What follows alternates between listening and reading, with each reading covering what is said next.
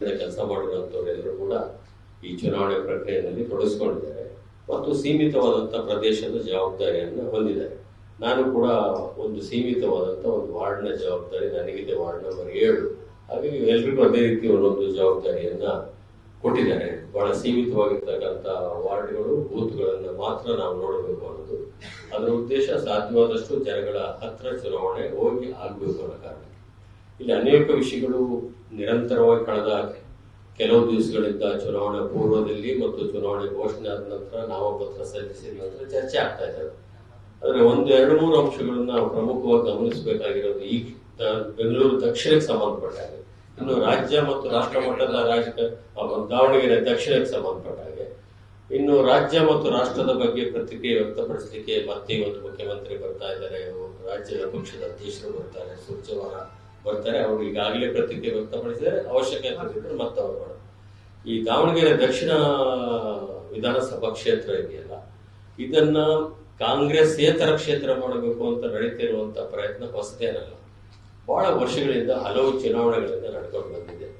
2 ಬಾರಿ SS ಮಲ್ಲಿಕಾರ್ಜುನ್ ಸ್ಪರ್ಧೆ ಮಾಡಿದಾಗ, 6 ಬಾರಿ ಶಾಮನೂರು ಶಿವಶಂಕರಪ್ಪನವರು ಸ್ಪರ್ಧೆ ಮಾಡಿದಾಗಲೂ ಪ್ರಯತ್ನ ನಡೆದಿದ್ದಾರೆ. ಎಲ್ಲಾ ರೀತಿಯ ಪ್ರಯತ್ನವನ್ನು ಮಾಡಿದ್ದಾರೆ. ಜಾತಿ ಆಧಾರಿತವಾದಂತಹ ಅಭ್ಯರ್ಥಿಗಳನ್ನು ನಿಲ್ಲಿಸಿ ಪ್ರಯತ್ನ ಮಾಡಿದ್ದಾರೆ 2 ಬಾರಿ, ಕಳೆದ ಬಾರಿ ಮತ್ತಂದ್ರೆ ಹಿಂದಿನ ಬಾರಿ. ಅದಾದ ನಂತರ ಅಲ್ಪಸಂಖ್ಯಾತರು ಬಹಳ ಸಂಖ್ಯೆಯಲ್ಲಿರುವಂತಹ ಕ್ಷೇತ್ರ ಅಂತ ಅಲ್ಪಸಂಖ್ಯಾತರ ಅಭ್ಯರ್ಥಿಯನ್ನೇ NDA ಒಬ್ಬ ಪಾಲುದಾರರಾದಂತ ಅವರು ನಿಲ್ಲಿಸಿ ಪ್ರಯತ್ನ ಮಾಡಿದ್ದಾರೆ.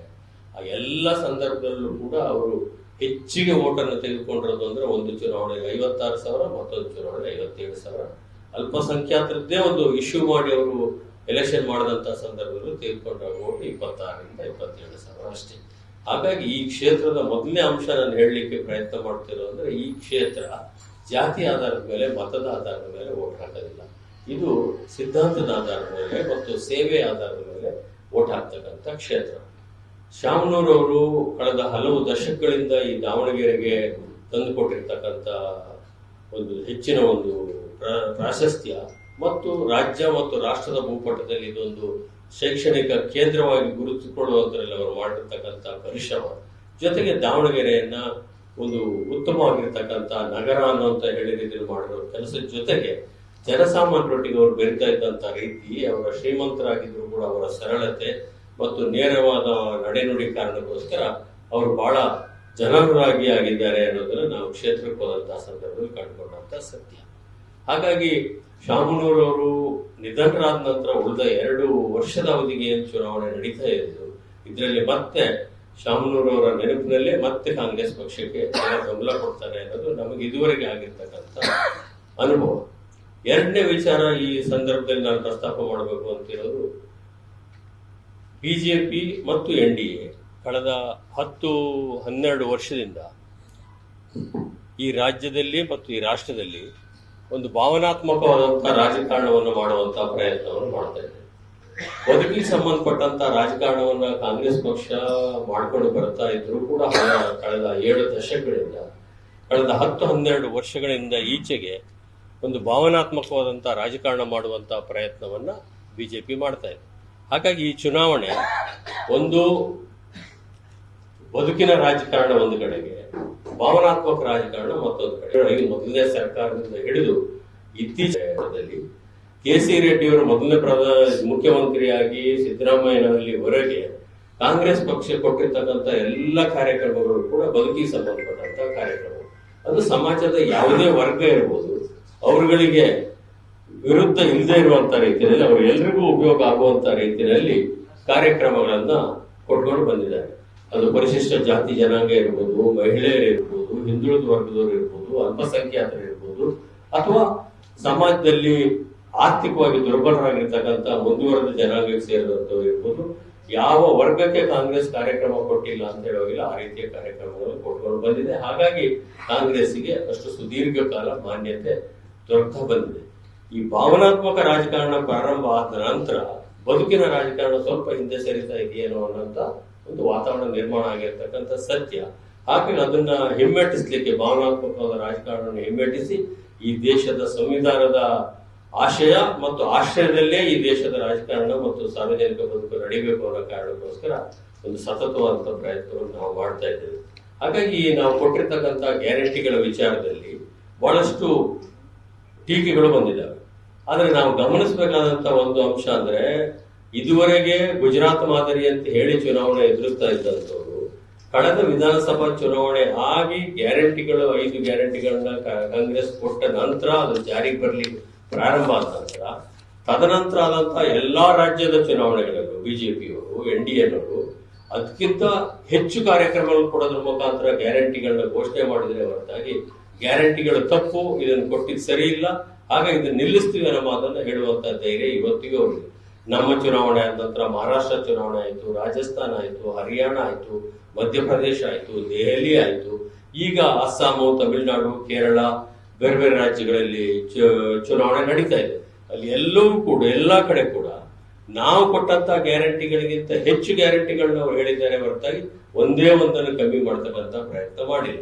ಹಾಗಾಗಿ ಗ್ಯಾರಂಟಿಗಳ ವಿಚಾರದಲ್ಲಿ ಅವರ ಟೀಕೆ ಮತ್ತು ಪ್ರತಿಕ್ರಿಯೆಗಳೇನಿದ್ದಾವೆ ಅದು ಟೀಕೆಗೋಸ್ಕರ ಟೀಕೆನೇ ಹೊರತಾಗಿ ಅದು ಅವರು ವಾಸ್ತವ ಆಧಾರದ ಮೇಲೆ ಅವರು ಮಾಡ್ತಾ ಇಲ್ಲ ಅನ್ನೋದು ಎರಡನೇ ವಿಷಯವನ್ನು ನಾನು ಇಲ್ಲಿ ಪ್ರಸ್ತಾಪ ಮಾಡ್ಕೊಂಡು ಬರಬೇಕಾಗಿರೋದು. ಮೂರನೇ ವಿಚಾರದಲ್ಲಿ ಕಾಂಗ್ರೆಸ್ನವರ ಬಗ್ಗೆ ಅವರು ಮಾಡ್ತಕ್ಕಂಥ ಟೀಕೆ ಅಂತ ಹೇಳಿದ್ರೆ ಹೊಂದಾಣಿಕೆ ಇಲ್ಲ, ಮತ್ತೊಂದಿಲ್ಲ, ಈ ರೀತಿಯಾದಂತ ಟೀಕೆಗಳನ್ನ ಮಾಡ್ಕೊಂಡು ಬರ್ತಾ ಇದ್ದಾರೆ. ಆದರೆ ನಾವು ಈ ಚುನಾವಣೆಯಲ್ಲಿ ನಾವು ಗಮನಿಸಿದಾಗೆ ಕಳೆದ 6-7 ದಿವಸದಿಂದ ನಾವೆಲ್ಲ ಕೂಡ ಇಲ್ಲಿದ್ದೀವಿ, ಚುನಾವಣೆ ಮುಗಿಯೋವರೆಗೂ ಇರ್ತೀವಿ. ಎಲ್ಲಾ ಹಂತದಲ್ಲೂ ಕೂಡ ಎಲ್ಲರೂ ಕೂಡ ಒಗ್ಗಟ್ಟಾಗಿ ಕೆಲಸ ಮಾಡುವಂತ ಪ್ರಯತ್ನವನ್ನು ಮಾಡ್ತಾ ಇದ್ದಾರೆ. ಚುನಾವಣೆಗಿಂತ ಮುಂಚೆ ಅಕಸ್ಮಾತ್ ನಮಗೆ ಬೇಕು ಅವಕಾಶ ಅಂತ ಕೇಳೋದ್ರಲ್ಲಿ ತಪ್ಪೇನಿಲ್ಲ, ಕೇಳಿದ್ದಾರೆ. ಅದಾದ ನಂತರ ಎಲ್ಲರನ್ನೂ ಕೂಡ ಸಮಾಧಾನ ಪಡಿಸಿ ಒಮ್ಮತದಿಂದ ಅಭ್ಯರ್ಥಿ ಹಾಕುವಂತ ಪ್ರಯತ್ನ ಮಾಡಿದ್ದಾರೆ. ಅದರ ಪ್ರಕಾರ ಪ್ರತಿಯೊಬ್ಬರು ಕೂಡ ಚುನಾವಣೆ ಪ್ರಕ್ರಿಯೆಯಲ್ಲಿ ಭಾಗವಹಿಸ್ತಾರೆ. ಇನ್ನು ಉಳಿದಾಗೆ ಯಾರು ಪ್ರಚಾರಕ್ಕೆ ಬಂದ್ರು, ಯಾರು ಪ್ರಚಾರಕ್ಕೆ ಬರಲಿಲ್ಲ ಅನ್ನೋದ್ರಲ್ಲೂ ಕೂಡ ನಾವು ಗಮನಿಸಬೇಕಾದಂತ ಅಂಶ ಅಂತ ಹೇಳಿದ್ರೆ, ಚುನಾವಣೆ ನಮ್ಮ ಪಕ್ಕದ ರಾಜ್ಯಗಳಾದಂತ ಕೇರಳ ಮತ್ತು ತಮಿಳುನಾಡಿನಲ್ಲೂ ಕೂಡ ನಡೀತಾ ಇದೆ. ಕಾಂಗ್ರೆಸ್ಗೂ ಕೂಡ ಇಲ್ಲೊಂದು ದೊಡ್ಡದಾಗಿರ್ತಕ್ಕಂಥ ಸ್ಟೇಕ್ಸ್ ಇದೆ. ಪಕ್ಷದವರು ಕೆಲವು ಜವಾಬ್ದಾರಿಗಳನ್ನ ಕೆಲವರಿಗೆ ಕೊಟ್ಟಿದ್ದಾರೆ, ಇಂತಲ್ಲಿಗೆ ನೀವು ಹೋಗ್ಬೇಕು ಅಂತ. ಕರ್ನಾಟಕದಲ್ಲೂ ಕೂಡ ದಾವಣಗೆರೆಗೆ ಯಾರು ಹೋಗ್ಬೇಕು, ಬಾಗಲಕೋಟೆಗೆ ಯಾರು ಹೋಗ್ಬೇಕು ಅಂತ ಕೊಟ್ಟಿದ್ದಾರೆ. ಜೊತೆಗೆ ಕೇರಳ ಮತ್ತು ತಮಿಳುನಾಡಿಗೆ ಯಾರ್ಯಾರು ಹೋಗ್ಬೇಕು ಅನ್ನೋ ಜವಾಬ್ದಾರಿಗಳು ಕೊಟ್ಟಿದ್ದಾರೆ. ಹಾಗಾಗಿ ನಮ್ಮ ಅಕ್ಕಪಕ್ಕದ ರಾಜ್ಯಗಳಿಗೆ ಹಾಗಾಗಿ ಕೆಲವರು ಕೇರಳದಲ್ಲಿ ಪ್ರಚಾರ ಮಾಡ್ತಾ ಇದ್ದಾರೆ, ಕೆಲವರು ತಮಿಳುನಾಡಿನಲ್ಲಿ ಮಾಡ್ತಾ ಇದ್ದಾರೆ, ಇನ್ನು ಉಳಿದ ಕೆಲವರು ಬಾಗಲಕೋಟೆಯಲ್ಲಿ ಮತ್ತು ದಾವಣಗೆರೆಯಲ್ಲಿ ಮಾಡ್ತಾ ಇದ್ದಾರೆ. ಮುಖ್ಯಮಂತ್ರಿಗಳು ಮತ್ತು ಉಪಮುಖ್ಯಮಂತ್ರಿಗಳು ಮಾತ್ರ ನಮ್ಮ ಎರಡೂ ಕ್ಷೇತ್ರ ಮತ್ತು ಬೇರೆ ರಾಜ್ಯಗಳಲ್ಲಿ ಪ್ರಚಾರ ಮಾಡುವಂಥದ್ದು ಮಾಡ್ತಾ ಇದ್ದಾರೆ. ಹಾಗಾಗಿ ಈಗಾಗಲೇ ಪ್ರಚಾರ ಕಣದಲ್ಲಿ ಇರುವವರ ಜೊತೆಗೆ ಇನ್ನು ಉಳಿದವರು ಕೂಡ ಚುನಾವಣೆ ಪ್ರಚಾರ ಮುಗಿಯೋದಕ್ಕಿಂತ ಬಂದು ಸೇರ್ತಾರೆ. ನಾವು ಹೆಸರನ್ನು ಕೂಡ ಪ್ರಸ್ತಾಪ ಮಾಡ್ಲಿಕ್ಕೆ ಹೋಗೋದಿಲ್ಲ, ಆದರೆ ಎಲ್ಲರೂ ಕೂಡ ಒಮ್ಮತದಿಂದ ಅಭ್ಯರ್ಥಿಯನ್ನು ಮಾಡಿರೋದು. ಇನ್ನು ಅಲ್ಪಸಂಖ್ಯಾತರ ವಿಚಾರದಲ್ಲಿ ಕೆಲವು ಸರ್ತಿ ಜನಸಂಖ್ಯೆ ಜಾಸ್ತಿ ಇದೆ ಹಾಗಾಗಿ ಕೊಡ್ಲಿಲ್ಲ. ಜನಸಂಖ್ಯೆ ಜಾಸ್ತಿ ಇಲ್ಲದೇ ಇದ್ದಂತ ಕ್ಷೇತ್ರಗಳಲ್ಲೂ ಕೂಡ ಕಾಂಗ್ರೆಸ್ ಟಿಕೆಟ್ ಕೊಟ್ಟು ಗೆಲ್ಸಿರೋಂತ ಉದಾಹರಣೆ ಇದೆ. ಈಗ ಬಸವರಾಜ ಬೊಮ್ಮಾಯಿ ಅವರು ವೆಕೆಟ್ ಮಾಡಿದಂತ ಸೀಟು, ಆ ಸೀಟಲ್ಲಿ ಒಬ್ಬ ಅಲ್ಪಸಂಖ್ಯಾತ ಅಭ್ಯರ್ಥಿಯನ್ನು ನಿಲ್ಲಿಸಿ ಮುಖ್ಯಮಂತ್ರಿಯ ಮಗನನ್ನು ಸೋಲಿಸಿರ್ತಕ್ಕಂಥ ಉದಾಹರಣೆನೂ ಕೂಡ ಇದೆ. ಅದೇ ರೀತಿ ರಾಮನಗರ ಕ್ಷೇತ್ರದಲ್ಲೂ ಕೂಡ ಒಬ್ಬ ಅಲ್ಪಸಂಖ್ಯಾತ ಅಭ್ಯರ್ಥಿಯನ್ನು ನಿಲ್ಲಿಸಿ ಗೆಲ್ಲಿಸಿರುವಂತಹ ಉದಾಹರಣೆನೂ ಕೂಡ ಇದೆ. ಇಂಥ ಬೇಕಾದಷ್ಟು ಉದಾಹರಣೆಗಳು ಕಾಂಗ್ರೆಸ್ ಪಕ್ಷ ಉದ್ದಕ್ಕೂ ಕೂಡ ಗೆಲ್ಲುವ ಸಾಧ್ಯತೆಗಳನ್ನು ಗಮನದಲ್ಲಿಟ್ಟುಕೊಂಡು ಟಿಕೆಟ್ ಕೊಡುವಂತ ಒಂದು ಪ್ರಯತ್ನವನ್ನು ಮಾಡ್ತಾ ಇದೆ. ಹಾಗಾಗಿ ಇವ್ಯಾವ ಕೂಡ ಮತದಾರರ ಹಂತದಲ್ಲಿ ಚರ್ಚೆ ಆಗ್ತಾ ಇಲ್ಲ ಅಂತ ನಾವು ಗಮನಿಸಿರುವಂತಹ ಅಂಶ. ಹಾಗಾಗಿ ಎಲ್ಲಾ ಹಿನ್ನೆಲೆಯಲ್ಲಿ ಕಾಂಗ್ರೆಸ್ ಪಕ್ಷದ ಸಾಧನೆ ಹಿನ್ನೆಲೆಯಲ್ಲಿ ಶಿವಕುಮಾರ್ಗೆ ಇರುವಂತಹ ಸಂಘಟನಾತ್ಮಕವಾದಂತಹ ಚಾತುರ್ಯ, ಮುಖ್ಯಮಂತ್ರಿಗಳಿಗಿರತಕ್ಕಂತ ಜನಪ್ರಿಯತೆ, ಜೊತೆಗೆ ಇಲ್ಲಿ ಶಾಮನೂರ್ ಕುಟುಂಬಕ್ಕೆ ಇರತಕ್ಕಂತ ಒಳ್ಳೆ ಅಭಿಪ್ರಾಯ, ಜೊತೆಗೆ ಕಾಂಗ್ರೆಸ್ಸಿನ 5 ಗ್ಯಾರಂಟಿಗಳು ಜನಗಳಿಗೆ ತಲುಪಿರುವಂತದ್ದು, ಇದ್ರ ಬಗ್ಗೆ ಬೇರೆಯವರು ಪ್ರಸ್ತಾಪ ಮಾಡ್ತಾರೆ. ಆದರೆ ಒಂದು ಅಂಶವನ್ನು ಒಂದು ವಿಧಾನಸಭಾ ಕ್ಷೇತ್ರಕ್ಕೆ ಕಳೆದ 2 ವರ್ಷ 10 ತಿಂಗಳಲ್ಲಿ 524 ಕೋಟಿ ರೂಪಾಯಿಗಳಷ್ಟು ಹಣ ಗ್ಯಾರಂಟಿ ಮುಖಾಂತರ ಬಂದಿದೆ ಅಂದ್ರೆ ನೇರವಾಗಿ ಅಷ್ಟು ಜನರ ಬದುಕಿನಲ್ಲಿ ಬದಲಾವಣೆ ತರಲಿಕ್ಕೆ ಇದು ಎಷ್ಟು ದೊಡ್ಡ ಪ್ರಮಾಣದ ಕೆಲಸ ಮಾಡಿದೆ ಅನ್ನೋದನ್ನು ಕೂಡ ಗಮನಿಸಬೇಕು. ಒಬ್ಬ ಮಹಿಳೆಗೆ ಗೃಹಲಕ್ಷ್ಮಿ ಕಾರ್ಯಕ್ರಮದಲ್ಲಿ ಇದುವರೆಗೆ ಕಳೆದ 2 ವರ್ಷ 10 ತಿಂಗಳಲ್ಲಿ 58,000 ರೂಪಾಯಿ ಅವರ ಖಾತೆಗೆ ಜಮಾ ಆಗಿದೆ. 342 ಕೋಟಿ ರೂಪಾಯಿ ಗೃಹಲಕ್ಷ್ಮಿ ಒಂದೇ ಕಾರ್ಯಕ್ರಮದಲ್ಲಿ ದಾವಣಗೆರೆ ದಕ್ಷಿಣ ವಿಧಾನಸಭಾ ಕ್ಷೇತ್ರದ ಮಹಿಳೆಯರ ಮನೆಯ ಯಜಮಾಂತಿಯ ಅಕೌಂಟಿಗೆ ಹೋಗಿದೆ. ಹಾಗಾಗಿ ಇಂಥ ಬೇಕಾದಷ್ಟು ಕಾರ್ಯಕ್ರಮಗಳೆಲ್ಲ ನಾವು ಕೊಟ್ಟಿರುವಂತಹ ಕಾರಣಕ್ಕೋಸ್ಕರ ಯಾರು ನೇರವಾದ ಬೆನಿಫಿಷಿಯರಿ ಇದ್ದಾರೆ, ಯಾರಿಗೆ ಯಾವುದೇ ರೀತಿಯ ಮಧ್ಯವರ್ತಿಗಳ ಹಾವಳಿ ಇಲ್ಲದೆ ಅವರ ಖಾತೆಗಳಿಗೆ ನೇರವಾಗಿ ಹಣ ಹೋಗಿದೆ. ಆ ಒಂದು ಋಣ ಅವ್ರಿಗೆ ಇರ್ತದೆ, ಆ ಒಂದು ಯೋಚನೆ ಇರ್ತದೆ. ಉಪಕಾರ ಮಾಡೋದವನ್ನ ಸ್ಮರಿಸ್ತಕ್ಕಂಥ ಒಂದು ಪದ್ಧತಿ ಪರಂಪರೆ ಈ ದೇಶದಲ್ಲಿ ಉದ್ದಕ್ಕೂ ಕೂಡ ಇದೆ. ಇವೆಲ್ಲವೂ ಕೂಡ ಕಾಂಗ್ರೆಸ್ ಅನ್ನು ಕೈ ಹಿಡಿತದೆ. ಶಾಮನೂರು ಶಿವಶಂಕರಪ್ಪ ಎಷ್ಟು ಅಂತರದಿಂದ ಗೆದ್ದಿದ್ರು ಅದಕ್ಕಿಂತ ಹೆಚ್ಚಿನ ಅಂತರದಲ್ಲಿ ಸಮರ್ಥ ಶಾಮನೂರು ಮಲ್ಲಿಕಾರ್ಜುನವರು ಗೆಲ್ತಾರೆ ಅನ್ನೋಂಥ ಸಂಪೂರ್ಣವಾಗಿರ್ತಕ್ಕಂಥ ವಿಶ್ವಾಸ ನನಗಿದೆ. ಆ ಕಾರಣದಿಂದ ಈ ಚುನಾವಣೆ ಒಂದು ದೃಷ್ಟಿನಲ್ಲಿ ಶಾಮನೂರು ಅವರ ಕುಟುಂಬ ಮಾಡಿರುವಂತಹ ಸೇವೆ, ಕಾಂಗ್ರೆಸ್ ಸರ್ಕಾರ ಕಳೆದ 2.25 ವರ್ಷದಲ್ಲಿ ಮಾಡಿರುವಂತಹ ಸಾಧನೆ ಮತ್ತು ಕಾಂಗ್ರೆಸ್ಸಿನ ಬದುಕು ಕಟ್ಟುವಂತಹ ರಾಜಕಾರಣಕ್ಕೆ ಒಂದು ದೊಡ್ಡದಾಗಿರ್ತಕ್ಕಂಥ ಬೆಂಬಲವನ್ನ ದಾವಣಗೆರೆ ಕೊಡುತ್ತದೆ ದಕ್ಷಿಣ ಕ್ಷೇತ್ರ ಅನ್ನುವಂತ ವಿಶ್ವಾಸ ನಂದು. ಇದಕ್ಕೆ ಉಳಿದ ಅಂಶಗಳನ್ನ ಮೊದಲನೇದಾಗಿ ಡಾಕ್ಟರ್ ಎಲ್ ಹನುಮಂತಯ್ಯವರು ಸೇರಿಸ್ತಾರೆ. ನಾನು ಅನುಮೋದನೆಯನ್ನ ನೀಡ್ತಾ 2 ಮುಖ್ಯವಾದ ಸಂಗತಿಗಳನ್ನು ತಮ್ಮ ಮುಂದೆ ಇಡಬೇಕು ಅಂತ ಅಂದ್ಕೊಂಡಿದ್ದೇನೆ. ಒಂದು, ಬಿಜೆಪಿಯವರು ಕಾಂಗ್ರೆಸ್ ಅನ್ನ ತೀವ್ರವಾಗಿ ಟೀಕೆ ಮಾಡ್ತಿರ್ತಕ್ಕಂಥದ್ದು ಗ್ಯಾರಂಟಿಗಳಿಂದ ರಾಜ್ಯದ ಖಜಾನೆ ಬರಿದಾಗಿದೆ, ದಿವಾಳಿಯಾಗಿದೆ ಸರ್ಕಾರ, ಸಿದ್ದರಾಮಯ್ಯನವರನ್ನ ಸಾಲ ಮಾಡಿದ ಬಜೆಟ್ ಅನ್ನು ಮಂಡಿಸಿದ್ದಾರೆ. ಈ ಮಾತುಗಳಿಂದ ಕಾಂಗ್ರೆಸ್ ಅನ್ನ ಎದುರಿಸುವ ಪ್ರಯತ್ನವನ್ನು ಮಾಡ್ತಾ ಇದ್ದಾರೆ. ಸತ್ಯ ಏನು ಅಂದ್ರೆ, ರಾಜ್ಯದಲ್ಲಿ ಸುಮಾರು 1 ಲಕ್ಷ ಕೋಟಿಯಷ್ಟು ಗ್ಯಾರಂಟಿಗಳನ್ನ ಈವರೆಗೆ ಕೊಟ್ಟಿರುವ ಪರಿಣಾಮದಿಂದಾಗಿ ರಾಜ್ಯದ ಸಾಮಾನ್ಯ ಜನರ ಆರ್ಥಿಕ ಚಟುವಟಿಕೆ ಗರಿಗೆದರಿದೆ. ಅದು ದಾವಣಗೆರೆ ದಕ್ಷಿಣ ಕ್ಷೇತ್ರಕ್ಕೂ ಅನ್ವಯ ಆಗ್ತದೆ. ಹೀಗೆ ಯಾವುದೇ ಅಡ್ಡಿ ಆತಂಕಗಳಿಲ್ಲದೆ, ಮಧ್ಯವರ್ತಿಗಳ ಹಾವಳಿ ಇಲ್ಲದೆ, ನೇರ ಡಿಬಿಟಿಗಳಿಂದ ಫಲಾನುಭವಿಗಳ ಖಾತೆಗಳಿಗೆ ಹಣವನ್ನು ಕಳಿಸ್ತಿರೋದ್ರಿಂದ ಯಾವುದೇ ಅವ್ಯವಹಾರವನ್ನು ಮಾಡೋದಕ್ಕೆ ಯಾರಿಗೂ ಅವಕಾಶ ಆಗಿಲ್ಲ. ಬಿಜೆಪಿಯವರು ಹೇಳ್ತಿರ್ತಕ್ಕಂಥ ಈ ಮಾತು ಸತ್ಯಕ್ಕೆ ದೂರವಾದದ್ದು, ವಾಸ್ತವಕ್ಕೆ ಬಹಳ ದೂರವಾದದ್ದು. ರಾಷ್ಟ್ರೀಯ ಮಟ್ಟದಲ್ಲಿ ಏನು ಆರ್ಥಿಕ ಬೆಳವಣಿಗೆ ಇದೆ ಅದಕ್ಕಿಂತಲೂ ಕರ್ನಾಟಕ ಹೆಚ್ಚಿನ ಆರ್ಥಿಕ ಬೆಳವಣಿಗೆಯನ್ನ ದಾಖಲು ಮಾಡಿದೆ. ಕರ್ನಾಟಕದಲ್ಲಿ 10.2% ಆರ್ಥಿಕ ಬೆಳವಣಿಗೆ ಇದ್ರೆ ರಾಷ್ಟ್ರೀಯ ಮಟ್ಟದಲ್ಲಿ ಅದು 6-7% ಮಾತ್ರ ಇದೆ.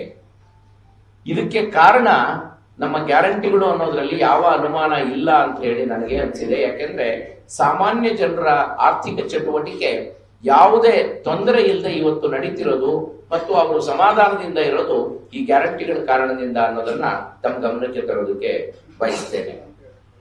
ಸುಮಾರು ಒಂದು ಕುಟುಂಬಕ್ಕೆ 68,000ದಿಂದ 72,000ದವರೆಗೆ ನೇರವಾಗಿ ಅವರ ಮನೆಗಳಿಗೆ ತಲುಪ್ತಾ ಇದೆ. ಸತ್ಯ, ಬಡವರ ಮನೆಗಳಿಗೆ ಅಷ್ಟೇ ಅಲ್ಲ, ಅನೇಕ ಶ್ರೀಮಂತರ ಮನೆಗಳಿಗೂ ಈ ಹಣ ಹೋಗ್ತಿದೆ ಅನ್ನೋದು ಸತ್ಯ. ಅದರ ಅರ್ಥ ಅದು ದುರುಪಯೋಗ ಆಗ್ತಿದೆ, ವೇಸ್ಟ್ ಆಗ್ತಿದೆ ಸರ್ಕಾರದ ಖಜಾನೆ ಅಂತ ಅಲ್ಲ. ಅವರು ಆ ಹಣವನ್ನ ಸದುಪಯೋಗ ಮಾಡಿಕೊಳ್ತಕ್ಕಂಥ ಎಲ್ಲ ಶಕ್ತಿ ನಮ್ಮ ಸಾಮಾನ್ಯ ಜನರಿಗೆ, ನಮ್ಮ ದೇಶದ ಕರ್ನಾಟಕದ ಜನರಿಗೆ ಇದೆ ಅಂತ ಅನ್ನುವ ವಿಶ್ವಾಸದ ಮೇರೆಗೆ ಈ ಮಾಡೆಲ್ ಅನ್ನ, ಕರ್ನಾಟಕದ ಗ್ಯಾರಂಟಿ ಮಾಡೆಲ್ ಅನ್ನ ಬಿಜೆಪಿ ಇವತ್ತು ಚುನಾವಣೆ ಎದುರಿಸುತ್ತಿರುವ 4 ರಾಜ್ಯಗಳಿಗೂ ವಿಸ್ತರಿಸಿದೆ ಮತ್ತು ಹಿಂದಿನ ಚುನಾವಣೆಗಳಿಗೂ ಕೂಡ ವಿಸ್ತರಿಸಿದೆ. ಇಲ್ಲಿನ ಬಿಜೆಪಿ ನಾಯಕರು ಇದನ್ನ ವಿರೋಧ ಮಾಡ್ತಿರ್ತಕ್ಕಂಥದ್ರಲ್ಲಿ ಯಾವ ಸತ್ವ ಇಲ್ಲ ಅನ್ನೋದನ್ನ ನಾನು ತಮ್ಮ ಗಮನಕ್ಕೆ ತರೋದಕ್ಕೆ ಬಯಸ್ತೇನೆ. ಎರಡನೇದು, ರಾಜ್ಯ ಸರ್ಕಾರ ಸಾಲ ಮಾಡ್ತಿದೆ ಅಂತ ಹೇಳ್ತಿದ್ದಾರೆ. ಸಾಲ ಮಾಡುವ ಪ್ರಕ್ರಿಯೆ ಬಿಜೆಪಿ ಸರ್ಕಾರಕ್ಕೂ ಹೊರತಾದದ್ದೇನಲ್ಲ. ಬಿಜೆಪಿಯವರು ಯಾವುದೇ ಸಾಲವನ್ನು ಮಾಡದೆ ಕಾಂಗ್ರೆಸ್ ಮಾತ್ರ ಸಾಲ ಮಾಡ್ತಿದೆ ಅಂತ ಹೇಳಿದ್ರೆ ಅದಕ್ಕೆ ಹುರುಳಿದೆ. ಆದರೆ ಮೋದಿಯವರ ಸರ್ಕಾರವನ್ನ ಮೊದಲುಗೊಂಡು ನೀವು ನೋಡಿದ್ರೆ ಸುಮಾರು 65 ವರ್ಷಗಳ ಕಾಲ ಮಾಡಿರುವ ಸಾಲ 55 ಲಕ್ಷಗಳು ಮಾತ್ರ ಇದ್ದದ್ದು, ಲಕ್ಷ ಕೋಟಿಗಳು. ಮೋದಿಯವರು ಬಂದ 12 ವರ್ಷಗಳಲ್ಲಿ 252 ಲಕ್ಷ ಕೋಟಿಗಳಷ್ಟಾಗಿದೆ. ಮೋದಿ ಒಬ್ಬರೇ ಸುಮಾರು 150 ಲಕ್ಷ ಕೋಟಿಗಳಷ್ಟು ಸಾಲ ಮಾಡಿರೋದನ್ನ ಬಿಜೆಪಿಯವರು ಎಲ್ಲೂ ಪ್ರಸ್ತಾಪ ಮಾಡ್ತಿಲ್ಲ. ಕಾಂಗ್ರೆಸ್ ಮಾಡಿರುವ, ವಿಶೇಷವಾಗಿ ಸಿದ್ದರಾಮಯ್ಯನವರು ಮಾಡಿರ್ತಕ್ಕಂಥ 2 ಲಕ್ಷ ಕೋಟಿಗಳಿಗೆ ತೀವ್ರವಾದ ಭಿನ್ನಾಭಿಪ್ರಾಯವನ್ನ ಅಥವಾ ವಿರೋಧವನ್ನ ವ್ಯಕ್ತ ಮಾಡ್ತಿದ್ದಾರೆ. ಸತ್ಯ ಏನು ಅಂದ್ರೆ, ಸಿದ್ದರಾಮಯ್ಯನವರು ಸಾಲವನ್ನ ಮಾಡುತ್ತಿರುವ ಈ ಪ್ರಮಾಣ, ಆರ್ಥಿಕ ಶಿಸ್ತೇನಿದೆ ಆ ಶಿಸ್ತನ್ನ ಯಾವತ್ತೂ ಉಲ್ಲಂಘನೆ ಮಾಡಿಲ್ಲ.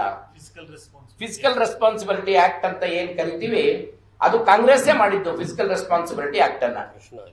ಎಸ್ ಎಂ ಕೃಷ್ಣ ಸಾಹೇಬರು ಮುಖ್ಯಮಂತ್ರಿಗಳಾಗಿದ್ದಾಗ ಈ ಶಿಸ್ತನ್ನ ಪಾಲಿಸಿದ ರಾಜ್ಯಗಳು ಮಾತ್ರ ಆರ್ಥಿಕ ಶಿಸ್ತಿನ ಒಳಗಡೆ ಇರ್ತವೆ, ಇಲ್ಲದೆ ಇದ್ರೆ ಇಲ್ಲ ಅಂತ ಅನ್ನೋದನ್ನ ನಾವೇ ಹಾಕಿಕೊಂಡ ಶಿಸ್ತಿನ ಒಳಗಡೆ ಇವತ್ತಿಗೂ ಅದು 3% ಅನ್ನ ಮೀರಬಾರದು ಅಂತ ಇದೆ. ಆರ್ಥಿಕ ಶಿಸ್ತು 3% ಅನ್ನು ಮೀರಬಾರದು ಅಂತಿದ್ರೆ ಇಷ್ಟು ಸಾಲ ಮಾಡಿದ ನಂತರವೂ 2.95% ಒಳಗಡೆ ನಮ್ಮ ಆರ್ಥಿಕ ಶಿಸ್ತು ಸಾಲದ ಪ್ರಮಾಣ ಇರೋದನ್ನ ನಾವು ಸಾರ್ವಜನಿಕರ ಮುಂದೆ ಹೇಳಬೇಕು. ಇದು ಎಲ್ಲರಿಗೂ ಅರ್ಥವಾಗುವ, ಸಾಮಾನ್ಯರೆಲ್ಲರಿಗೂ ಅರ್ಥವಾಗುವ ಸಂಗತಿ ಅಲ್ಲ. ಅರ್ಥಶಾಸ್ತ್ರದಲ್ಲಿ ಪರಿಣಿತರಿರ್ತಕ್ಕಂಥವರಿಗೆ ಗೊತ್ತಿದೆ. ಇದು ರಾಜ್ಯ ದಿವಾಳಿ ಆಗದಿರುವ ಉದಾಹರಣೆಯನ್ನ ಯಾವ ಅರ್ಥಶಾಸ್ತ್ರಜ್ಞರನ್ನು ಕೇಳಿದ್ರು ಹೇಳ್ತಾರೆ.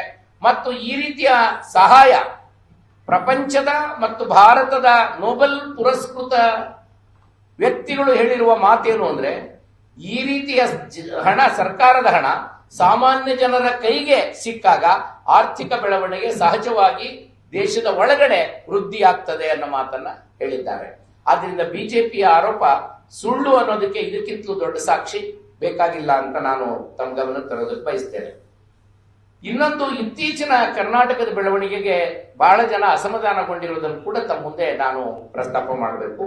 ಒಂದು, ಒಳ ಮೀಸಲಾತಿಯ ವರ್ಗೀಕರಣಕ್ಕೆ ಸಂಬಂಧಪಟ್ಟ ಹಾಗೆ ನಿಧಾನ ಆಗಿದೆ, ನಮಗೆ ಒಳ ಮೀಸಲಾತಿಯನ್ನು ಜಾರಿಗೊಳಿಸಿಲ್ಲ ಅಂತ ಕೇಳುವವರು ಅಸಮಾಧಾನಗೊಂಡಿದ್ದಾರೆ. ಒಳ ಮೀಸಲಾತಿಯನ್ನು ಜಾರಿ ಮಾಡಬೇಡಿ ಅಂತ ಹೇಳುವವರು ಕೂಡ ಅಸಮಾಧಾನಗೊಂಡಿದ್ದಾರೆ. ಅವರು ಕಾಂಗ್ರೆಸ್ಸಿನ ಮತದಾರರಲ್ಲ ಮತ್ತು ಕಾಂಗ್ರೆಸ್ಸಿಗೆ ಮತ ಹಾಕೋದಿಲ್ಲ ಅನ್ನೋ ಪ್ರಚಾರ ಕೂಡ ಬಿಜೆಪಿಯವರು ಮಾಡ್ತಾ ಇದ್ದಾರೆ. ಸತ್ಯ ಏನು ಅಂದ್ರೆ, ಈ ಎಲ್ಲ ಸಮುದಾಯಗಳು, ಒಳ ಮೀಸಲಾತಿಯನ್ನ ಹಂಚಿಕೊಳ್ಳಬೇಕು ಅನ್ನುವ ಎಲ್ಲ ಸಮುದಾಯಗಳು ಕಾಂಗ್ರೆಸ್ ಪಕ್ಷದ ಮೂಲ ಓಟುದಾರರು, ಮತದಾರರು. ಅವರು ಯಾವತ್ತು ಬಿಜೆಪಿಗೆ ಮತ ಹಾಕುವವರಲ್ಲ. ಮತ್ತು ನನ್ನ ವಿನಂತಿ ಕೂಡ ಇದೆ, ಮಾನವ ವಿರೋಧಿ ಬಿಜೆಪಿ ಪಕ್ಷಕ್ಕೆ, ಮನುವಾದಿ ಬಿಜೆಪಿ ಪಕ್ಷಕ್ಕೆ ಈ ಸಮುದಾಯಗಳು ಯಾವುದೇ ಕಾರಣಕ್ಕೆ ಮತ ಹಾಕಬಾರದು. ಒಂದು, ಸಂವಿಧಾನ ವಿರೋಧಿ. ಎರಡನೇದು, ಈ ಜಾತಿಗಳನ್ನ ಎತ್ತಿ ಕಟ್ಟಿ ಒಳ ಮೀಸಲಾತಿಯನ್ನು ಒಂದು ಅಸ್ತ್ರವನ್ನಾಗಿ ಬಳಸಿಕೊಳ್ತಿರ್ತಕ್ಕಂಥವ್ರು ಬಿಜೆಪಿಯವರು, ಕಾಂಗ್ರೆಸ್ನವರು ಅಲ್ಲ. ಬಿಜೆಪಿಯವರು ಮೀಸಲಾತಿ ಪ್ರಮಾಣವನ್ನು ಹೆಚ್ಚು ಮಾಡಿದ್ರು. 3ರಿಂದ 7ಕ್ಕೆ ಪರಿಶಿಷ್ಟ ಪಂಗಡಕ್ಕೆ, 15ರಿಂದ 17ಕ್ಕೆ ಪರಿಶಿಷ್ಟ ಜಾತಿಯವರಿಗೆ ಹೆಚ್ಚು ಮಾಡಿದ್ರು. ಆದ್ರೆ ಇದನ್ನ ಜಾರಿ ಮಾಡಕ್ ಸಾಧ್ಯವೇ ಅಥವಾ ಆ ರೀತಿಯ ಪ್ರಯತ್ನಗಳನ್ನ ಏನು ಬಿಜೆಪಿ ಸರ್ಕಾರ ಮಾಡಲಿಲ್ಲ. ಆರ್ಟಿಕ್ ಶೆಡ್ಯೂಲ್ 9ನ ಕೆಳಗಡೆ ಇದನ್ನು ತರಬೇಕು ಅನ್ನುವ ಒತ್ತಾಯವನ್ನು ಕೇಂದ್ರ ಸರ್ಕಾರಕ್ಕೆ ಅವರು ಮಾಡಿದ್ದಿಲ್ಲ. ಹಾಗೆ ಮಾಡದ ಹೊರತು ಅದನ್ನ ಜಾರಿ ಮಾಡೋದಕ್ಕೆ ಸಾಧ್ಯ ಇಲ್ಲ. ಈಗ ನಮಗೆ ಕೋರ್ಟ್ ತೀರ್ಪನ್ನ ಕೊಟ್ಟಿದೆ, 50% ಮೀಸಲಾತಿಯನ್ನು ಮೀರಬಾರದು ಅಂತ.